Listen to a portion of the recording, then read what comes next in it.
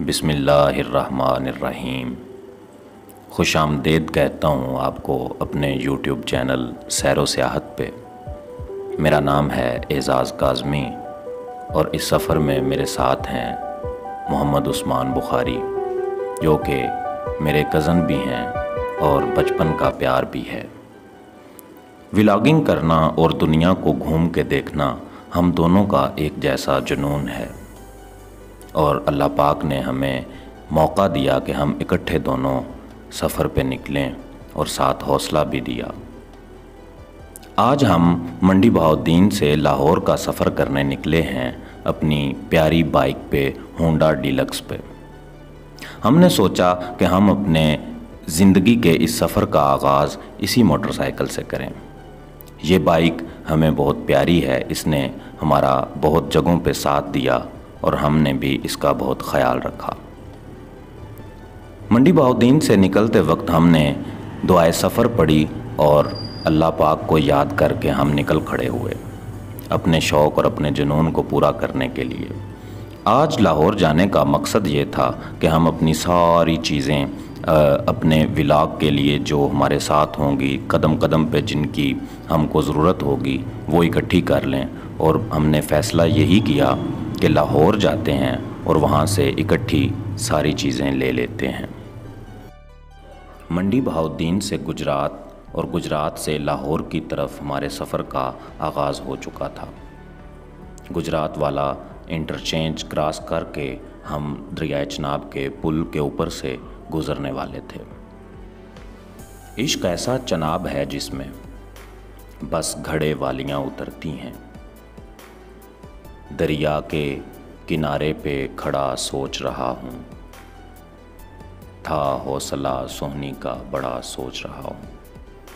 दरियाए चनाब के साथ इश्क की इस अजीम दास्तान को सदियाँ गुज़र चुकी हैं, लेकिन ये दरिया अपनी उसी आबोताब के साथ बह रहा है जितनी आबोताब के साथ वो इश्क चमक रहा था।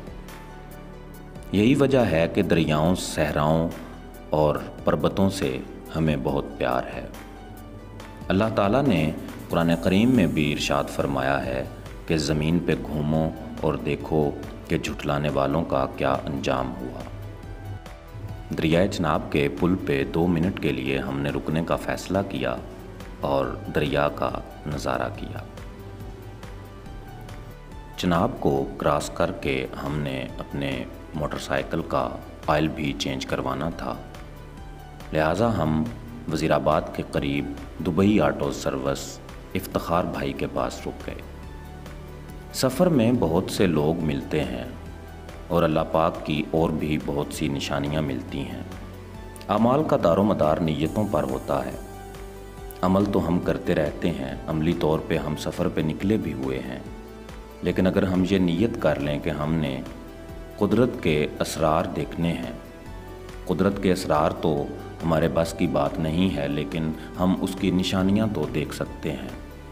ज़र्रे ज़र्रे में वो मौजूद है और उसकी खूबसूरतियाँ देख के सुबहान अल्लाह कह उठने को जी करता है। इफ्तिखार भाई बहुत अच्छी तबीयत के मालिक हैं।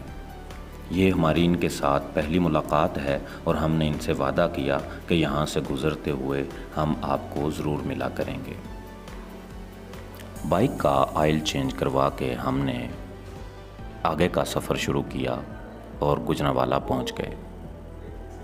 गुजरांवाला पहलवानों का शहर है और मैं एक अरसा गुजरांवाला में आता जाता रहा हूँ। मैं आप दोस्तों को बताता चलूँ कि व्लॉगिंग तो हमारा शौक़ है, लेकिन हम कपड़े का बिज़नेस भी करते हैं। गुजरांवाला में क्लॉथ मार्केट का एक बहुत बड़ा नाम है। वहाँ से हमने एक अरसा, एक उम्र जो है वो ख़रीदारी की है और गुजरांवाला बड़ा ख़ूबसूरत और अच्छे लोगों का शहर है।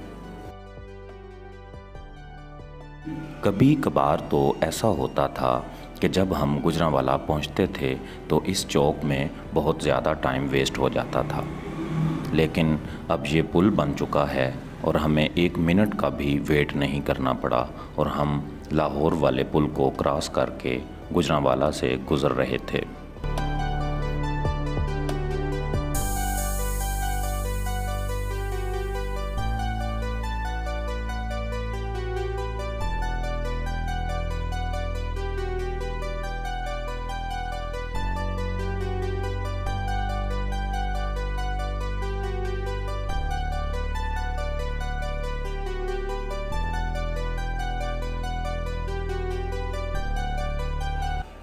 गुजरांवाला से निकल के हमने आगे का सफ़र तय किया और अब हम पहुंच चुके हैं दरियाए रावी के पुल के ऊपर।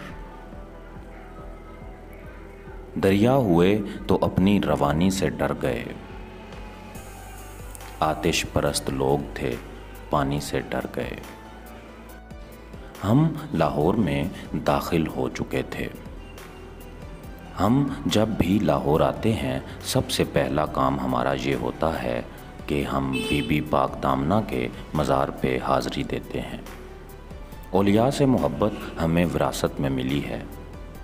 बीबी पाक दामना जो हैं वो हज़रत अली अलैहिस्सलाम की बेटी हैं और हज़रत गाज़ी अब्बास अलमदार की हमशीरा हैं।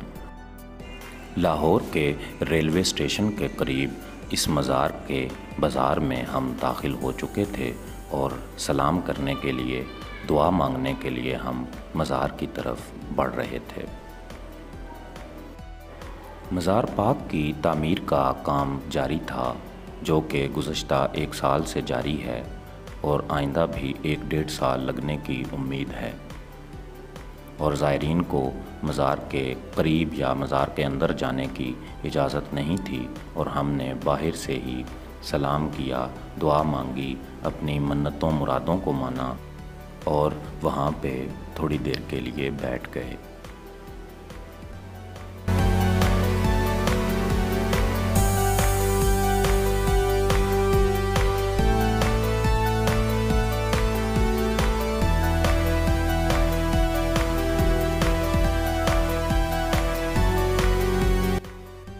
वहाँ पे सलाम करने के बाद हमने अपनी बाइक का काम करवाया और जो कुछ चाहिए था वो ख़रीदने में और बाइक को ठीक करवाने में मशगूल हो गए। लाहौर में दाता अली बिन उस्मान हजवेरी रहमतुल्लाह अलैह का उर्स चल रहा था और लाहौर सिटी में बहुत ज़्यादा रश हमें उस दिन देखने को मिला।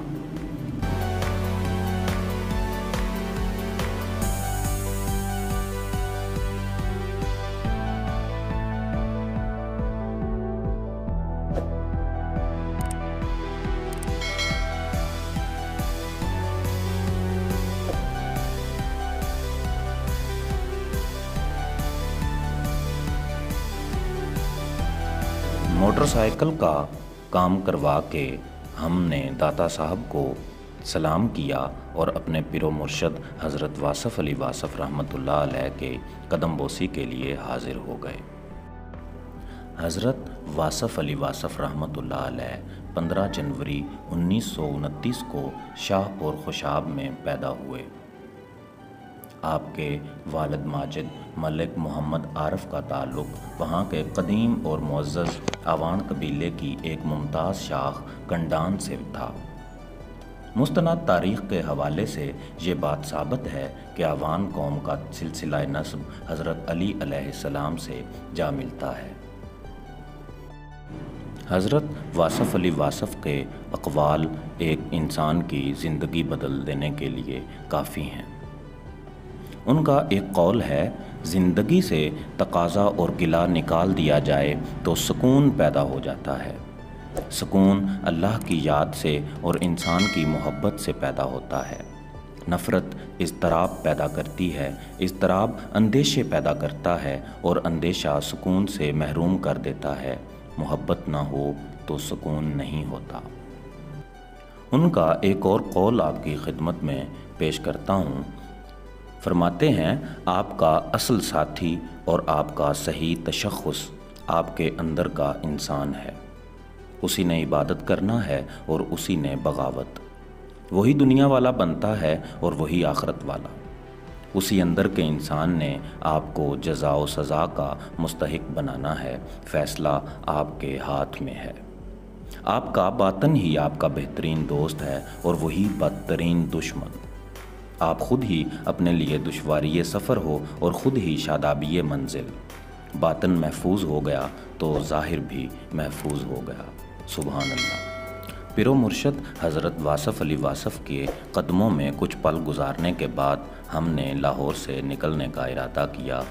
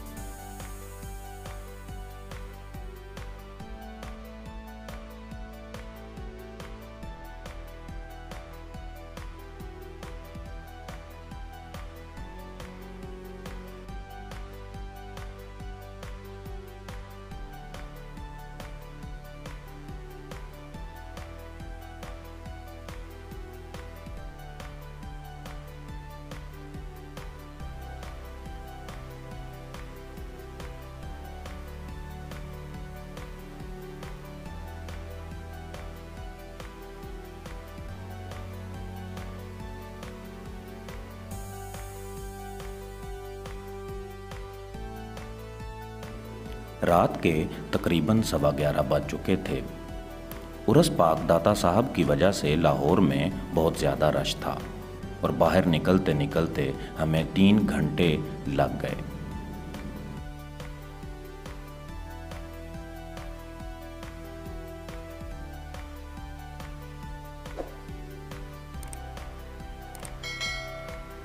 तकरीबन 2.5-3 घंटे की मुसाफत के बाद हम दरियाए रावी के पुल के ऊपर मौजूद थे।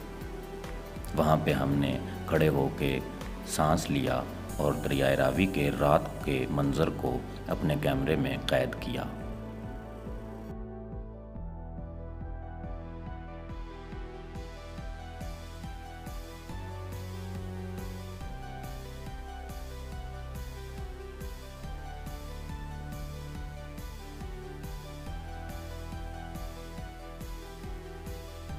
लाहौर में बहुत ज़्यादा रश की वजह से हम शाहदरा की बजाय शेखुपुरा रोड के ऊपर सफ़र करने लगे, लेकिन हम लाहौर से बाहर आ चुके थे।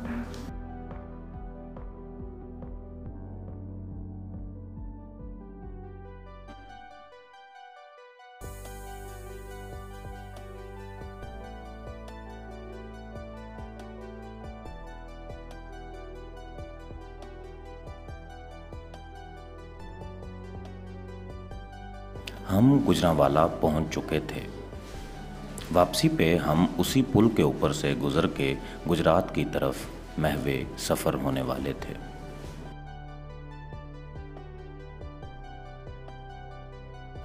हम क्या करते किस राह चलते, हर राह में कांटे बिखरे थे। उन रिश्तों को जो छूट गए, उन सदियों के यारानों के जो एक एक करके टूट गए। जिस राह चले जिस समत गए, यूं पाँव लहू लुहान हुए। सब देखने वाले कहते थे ये कैसी रीत रचाई है, ये मेहंदी क्यों लगाई है। वो कहते थे क्यों कहते वफा का नाहक चर्चा करते हो। पाँव से लहू को धो डालो, ये राहें जब अट जाएंगी, सो रस्ते इनसे फूटेंगे। तुम दिल को संभालो जिसमें अभी 100 तरह के निश्तर टूटेंगे। फैज़ अहमद फैज़ साहब की इस खूबसूरत नज़्म पे हम अपनी आज की वीडियो का इख्तिताम करते हैं। इंशाअल्लाह जल्द मिलते हैं किसी अगली वीडियो में। चैनल को सब्सक्राइब करके बेल का आइकॉन ज़रूर दबा दें ताकि आप भी इस सफ़र पे हमारे साथ साथ रहें।